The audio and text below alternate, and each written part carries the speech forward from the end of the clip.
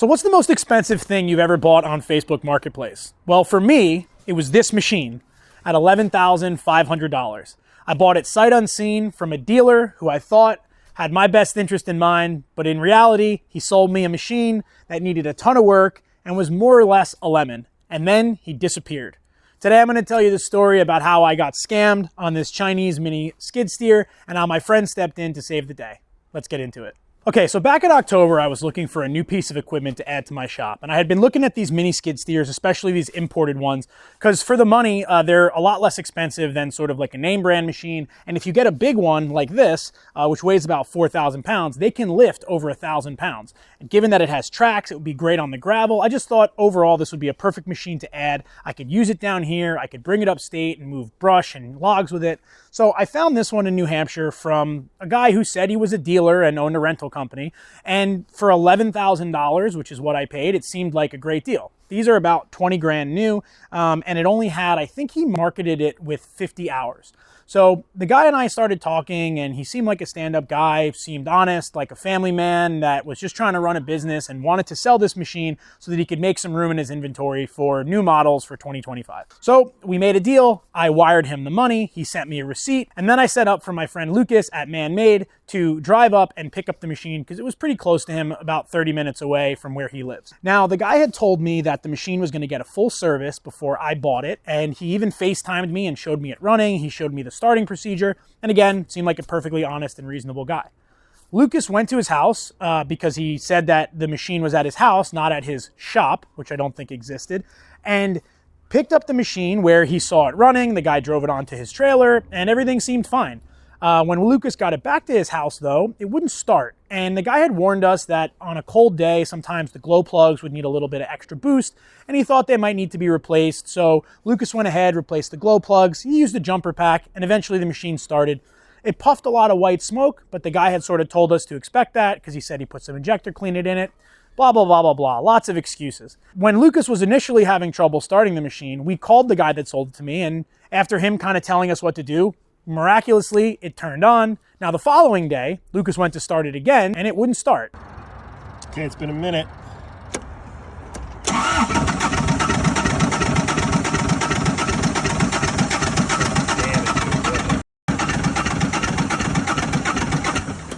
And no matter what Lucas did, diagnosing the whole thing, checking the battery, checking the power, checking the fuel pump, nothing would get this machine to start. And finally, Lucas pulled the dipstick, and what do you know? The machine had 0 oil in it.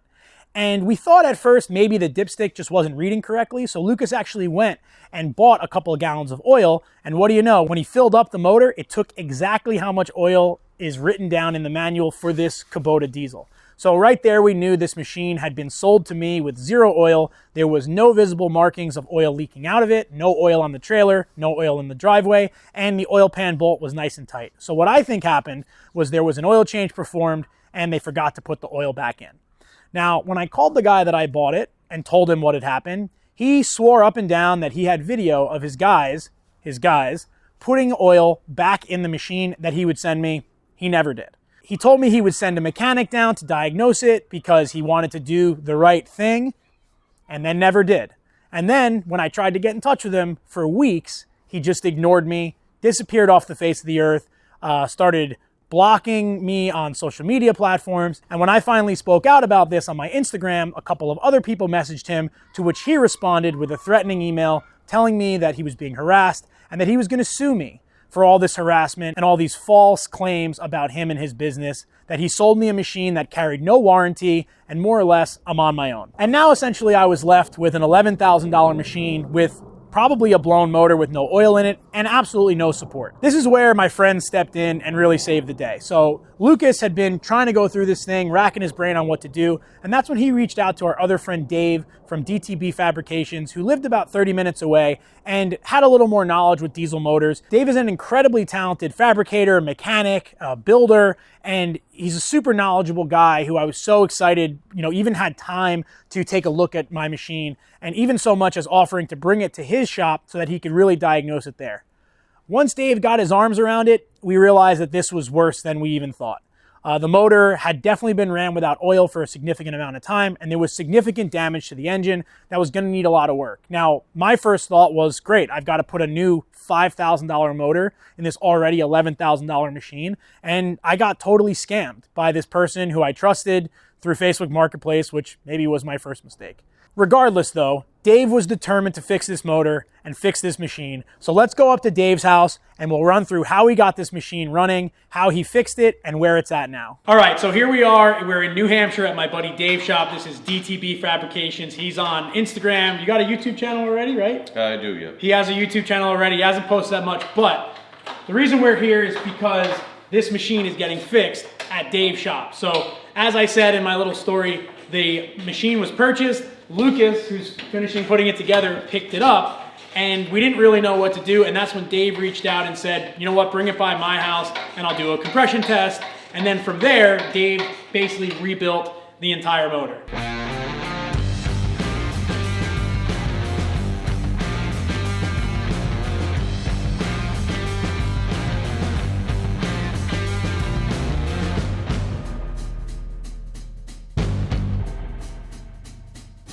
So now that we're here, let's put the motor back inside the machine, do a test run, and then we can talk a little bit about what Dave did while you watch that. Well, first thing was pulling the motor out, figuring out what the problem was. And you found it had like no compression right from the beginning. 2 cylinders, very, very low compression. Great.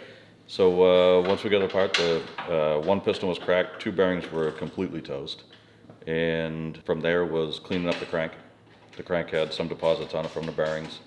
Got that all cleaned up in the lathe, polished it, got a new overhaul kit for it that Lucas picked up. New bearings, new pistons, all new gaskets, complete overhaul on it. Other than that, a ball hone, quick ball hone, make sure the cylinders are good, did an oil pressure test, bench stand test. Which worked perfect. The bench stand test was perfect. Worked really good, really good. And then, getting it back into the machine today. Yeah. So after Dave rebuilt, bench tested the motor, we got it in the machine, which was kind of took a little bit of effort, and then we still couldn't get it to start. Now, Dave bench tested it without the fuel system from the actual machine and without the electronic system from the machine itself. So what we had to do now was chase out a bunch of electrical problems, and that's where we found that there's like a bad key switch, a bunch of bad wires, there was a bad ground, and the glow plugs aren't getting power. What's that thing called? We had a fusible link that was no good. So that was a lot of trial and error. It took hours, but then finally we were able to give it its first test run.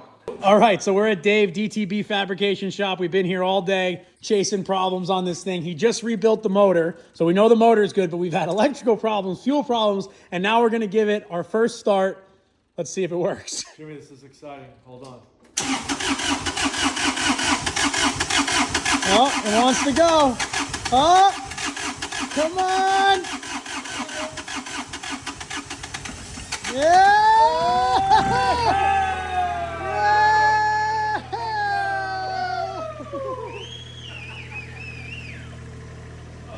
Everybody came out in support. We got my 2 dads, my cousin Paul, and my little brother Lucas. Thanks, Dave. That's right, Dave. On to the next one.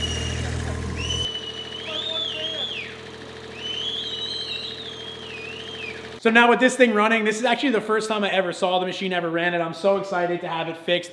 I cannot thank Dave, Lucas, even Jimmy, Paul, and Derek a little bit for coming and talking a little bit of smack while we put it together. But go follow Dave and Lucas. Dave's gonna actually have a YouTube video where he talks more in detail about how he rebuilt this motor. This is a very common Kubota motor, so I think it'll be really valuable for other people to watch the process of Dave rebuilding it. There really isn't any other resources. This is a Kubota D1105, very common tractor motor that you'll find in a lot of different equipment. So if you want to learn how to rebuild one, check out Dave's channel and Dave's video, which I'll put a link down below. But thank you so much for watching. Stay tuned for some modification and implements that I'm going to make for this, and I'll see you on the next video. All right, so I want to add one thing to the end of this video. Now, obviously, we should have checked the oil in the machine as soon as we got it. And you know, while I do take some responsibility for that, I believe that, especially since we bought this from basically a dealer, there was obligation for him to have done the oil change that he told me he did, the fluid change that he told me he did when I was in kind of the purchase period. Now, when Lucas went to pick up the machine, I want to note this because I think it's very important. The machine was started and ran by the guy we bought it from when we got there. So, he drove it onto Lucas's trailer. Therefore, if there was no oil in the motor, then that damage would have been done before I actually bought it. Now, again, I'll take responsibility for this. We should have checked the oil at some point before kind of the second day when we were trying to start the machine and it wouldn't start.